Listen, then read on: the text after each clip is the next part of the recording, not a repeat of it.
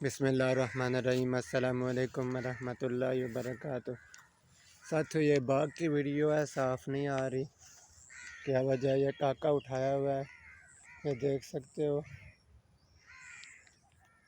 ये काका उठाया हुआ है।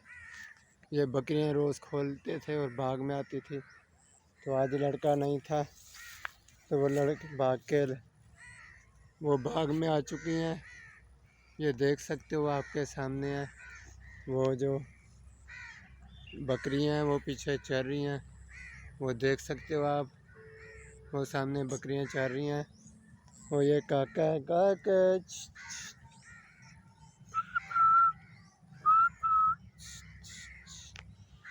ये काका उठाया हुआ है भाई का। और आज मैं आपको दिखा रहा हूँ बकरियां। वो देख सकते हो, पीछे बकरियां चर रही हैं। तो इनकी आदत बन चुकी है रोज़ बाग में आने की, तो इसीलिए ये आके खुद ब खुद यहाँ पे चरनी शुरू हो गई हैं। तो अभी वो लड़का शहर गया हुआ है भाई के साथ, तो इसीलिए इस वीडियो में यही बताना था। तो इस वीडियो में इतना ही। अपने साथी आसिफ बशीर को इजाज़त दें। अल्लाह हाफ़िज़।